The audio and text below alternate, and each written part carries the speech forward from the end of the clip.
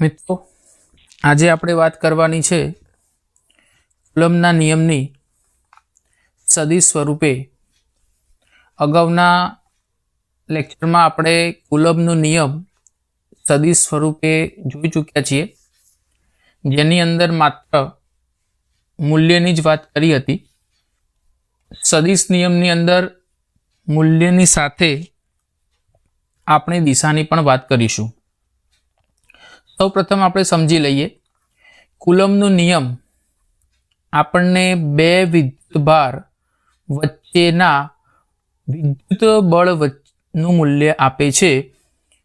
વિદ્યુત બળ પછી કુલંબીય બળ બંને આપણે એને કહી શકીએ છીએ.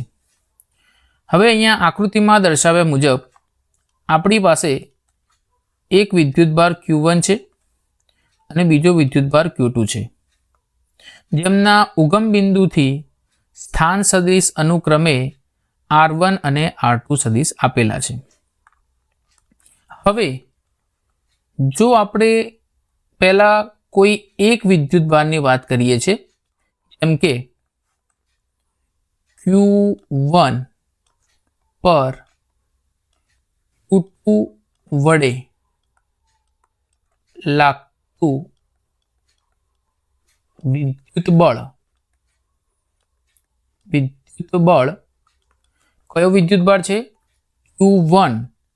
તો આ બળને આપણે લખી શકશું F12 સદિશ, એના બરાબર A Q1 Q2 by R12 no square. અહીંયા એક વસ્તુનું ધ્યાન રાખીશું, Q1 પર બળ લાગે છે માટે Q1 1 આગળ આવશે અને 2 વાળો વિદ્યુતભાર માટે F2 પાછળ છે. અને મૂલ્યની સાથે દિશા બતાવવાની હોય માટે R12 કેપ લાગી જશે. આ કેપ જે એકમ સદિશ બતાવે છે, કેપને દૂર કરતા આપણને મળી જશે કે Q1 Q2 by R12 square. કોઈ પણ એકમ સદિશને દૂર કરો છો તો પહેલા એનો સદિશ અને પછી એનું મૂલ્ય આવે છે. તો શોર્ટમાં તમે યાદ રાખી લેશો કે કોઈ પણ એકમ સદિશ હોય, એકમ સદિશ, તો એના બરાબર જે તે સદિશ અને છેદમાં તેનું મૂલ્ય આવી જશે. આ બે વસ્તુનું તમારે ખાસ ધ્યાન રાખવાનું છે. હવે તમે છેદમાં જોશો તો કે Q1 Q2 બાય R12 એનો ક્યુબ ઇન્ટુ R12 સદિશ આપણને મળી જશે. હવે મિત્રો આટલું જોયા પછી આપણે અહીંયા R12 ની કિંમત લાવવી છે, એનું મૂલ્ય લખવું છે. એમાં વિદ્યાર્થીઓને સૌથી વધારે તકલીફ પડતી હોય છે, જેના માટે થઈને આપણે એક બીજી આકૃતિ બનાવશું. જેમ કે આપણી પાસે વિદ્યુત ભાર છે Q1 અને બીજો વિદ્યુત ભાર છે Q2. Q1 જે સંદર્ભ બિંદુ O થી R1 જેટલા અંતરે છે, જ્યારે વિદ્યુત ભાર Q2 સંદર્ભ બિંદુથી R2 અંતરે આવેલું છે. હવે અહીંયા પહેલી કન્ડિશનમાં Q1 પર બળ લાગે છે. Q1 પર મીન્સ કે બળ કોણ લગાવે છે? Q2 લગાડે છે. Q2 Q1 પર આ દિશામાં બળ લગાડશે, Q2 થી Q1. નો સદિશ આપણે લખેલ છે R12. આ સદિશ આપણે લખ્યો છે. તો એ સદિશ માટે આપણે વાત કરીશું તો આપણને અહીંયા જોતા દેખાય છે કે આપણો એક સદિશ R2 છે, R2, અને એના શીર્ષ પર બીજા સદિશનું પુચ્છ છે. તો પ્રથમ સદિશનું પુચ્છ અને અંતિમ સદિશના શીર્ષને જોડતો સદિશ એનો પરિણામી સદિશ થાય. મિત્રો અહીંયા જો તમને શીર્ષ અને પૂંછમાં ખબર ના પડે તો તમે એવું બી યાદ રાખી શકો, જે સદીશો આપણા એક જ દિશામાં આવતા હોય એનો સરવાળો થશે.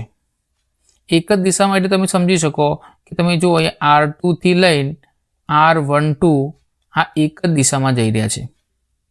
એટલે અહીંયા તમારે R2 અને R12 નો સરવાળો થશે. R2 પ્લસ R12 એ સામેવાળો સદિશ તમે જુઓ કે તમને વિરુદ્ધ દિશામાં આવી રહ્યું છે, એટલે કે એ ક્લોકવાઇઝ આવી રહ્યું છે. એ પરિણામી સદિશ થશે R1. તો R12 સદિશ બરાબર R1 માઇનસ R2 આવું આપણે લખી શકીએ. તો આપણને જે કિંમત મળી છે એ કિંમત એટલે કે F12 સદિશ બરાબર એ Q1 Q2 by R12 cube in bracket R1 સદિશ માઇનસ R2 સદિશ એવું લખી શકાય, જેને આપણે સમીકરણ નંબર 1 કહી દઈશું. આટલે સુધી તમને ખબર પડી હશે. કુલમનો નિયમ વાપરેલ છે.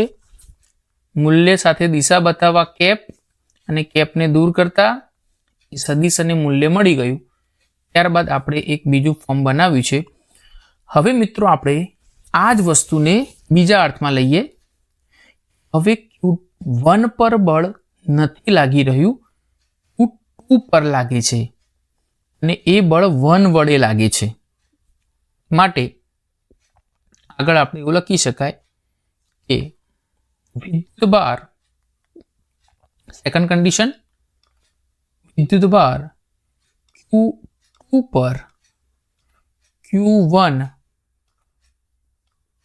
વડે લાગતું બળ માટે અગાઉ વાત કરી એ પ્રમાણે સદિશ F જેના પર લાગે એ નંબર પહેલો, જે લગાડે છે એનો નંબર પછી કે Q1 Q2. હવે તમારે લખવાનું છે R21 સ્ક્વેર. દિશા માટે આવશે R21 F એના બરાબર કે Q1 Q2 by R21 square. સદિશને દૂર કરશો એટલે કે એકમ સદિશને દૂર કરશો તો જે તે સદિશ પોતે છેદમાં એનું મૂલ્ય R21 એના બરાબર કે Q1 Q2 by R21 cube into R21 સદિશ. ઓકે મિત્રો, હવે આપણે ફરીથી અગાઉ પ્રમાણે આકૃતિ બનાવીએ. એક આપણો વિદ્યુતભાર હતો Q1 જે ઉગમ બિંદુથી R1 જેટલા અંતરે, અને બીજો વિદ્યુતભાર હતો Q2 જે ઉગમ બિંદુથી R2 અંતરે આવેલું છે. તો બળ કોણ લગાડે છે? 1 વાળો વિદ્યુતભાર લગાડે છે અને 2 ઉપર લાગે છે, માટે એ કંઈક આ દિશામાં હશે, જેને આપણે R21 આ સદિશ નામ આપ્યું છે. તમે ક્લિયરલી જોઈ શકો છો કે R1 અને R21 બંને ક્લોકવાઇઝ દિશામાં આવી રહ્યા છે. આ બંને વિદ્યુતભાર ક્લોકવાઇઝમાં આવી રહ્યા છે અને અહીંયાથી તમે જોઈ શકો છો આ બંને વિદ્યુતભાર ક્લોકવાઇઝ આવી રહ્યા છે અને બીજો એક વિદ્યુતભાર જે 2 છે એ એન્ટી ક્લોકવાઇઝ આવી રહ્યું છે, એટલે કે એ સદિશ પરિણામી સદિશ બની જશે. તો એ સદિશ માટે વાત કરો તો R1 પ્લસ R21 સદિશ બરાબર R2 સદિશ, જેમાંથી તમે R21 ને કરતા બનાવશો તો R2 માઇનસ R1 મળી જશે. આ જે કિંમત મળી એને ઉપરના સમીકરણમાં મૂકશો. સદિશ F21 બરાબર કે Q1 Q2 by R21 cube કૌંસમાં આવશે R2 સદિશ માઇનસ R1 સદિશ. ચલો ઓકે છે. હવે આપણે એક સામાન્ય ફેરફાર કરશું. આ જે આપણને કિંમત મળી ગઈ છે બંને બાજુ આપણે માઇનસ વડે ગુણીશું.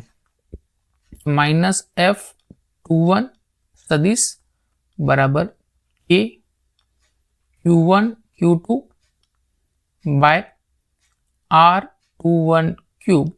જ્યારે તમે માઇનસ વડે ગુણશો તો એ માઇનસ અંદર જશે અને R1 જે પહેલેથી માઇનસ છે એ પ્લસ થઈ જશે અને R2 જે પ્લસ છે એ માઇનસ થઈ જશે. આવું એક આપણને સમીકરણ મળી જશે જેને આપણે સમીકરણ 2 કહી દઈશું. ઓકે મિત્રો, હવે તમે ધ્યાનથી જોઈશો સમીકરણ 1 ની અંદર તમને એક પદ મળ્યું હતું કંઈક આ પ્રમાણે. કરી લેશો. આ પદ મળ્યું હતું કે Q1 Q2 by R12 cube R1 minus R2. અને તમે અહીંયા ફરીથી જોશો તો અહીંયા પણ કંઈક એ જ પ્રકારનું પદ જોવા મળશે. ઓલમોસ્ટ સેમ છે. નીચે ખાલી 12 ક્યુબ અને 21 ક્યુબ છે પણ એ બંને મૂલ્યો છે. તમે 1 થી 2 પર જશો કે 2 થી 1 પર આવશો મૂલ્ય તમારું બદલાશે નહીં. એટલે દિશા ન હોવાથી એ બંને સમીકરણ આપણા સાચા થશે.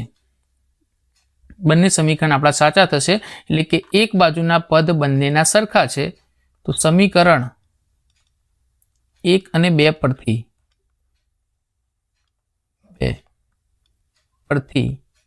આપણે એવું કહી શકીએ કે જો બરાબરની એક બાજુ સરખી હોય તો બીજી પણ સરખી થાય. માટે F12 સદિશ બરાબર માઇનસ F21 એવું લખી શકાય. 12 બરાબર માઇનસ F21 જે ન્યૂટનના ત્રીજા નિયમનું પાલન કરે છે. જ્યારે તમારે આ સદિશ સ્વરૂપ પૂછાય છે ત્યારે એક વસ્તુનું ખાસ ધ્યાન રાખજો. એક આપણી અહીંયા આકૃતિ 1 નંબર આ ડ્રો કરવી. પછી તમારે એક ઉપર બીજા વડે અને એ જ પ્રમાણે બીજા ઉપર પહેલા વડે અને સાબિત કરતા આપણને બંને બળ સરખા મળે છે અને દિશા પરસ્પર વિરુદ્ધ મળે છે. તો અહીંયા તમારો આ કુલમ્બનો નિયમ સદિશ સ્વરૂપે પૂર્ણ થાય છે.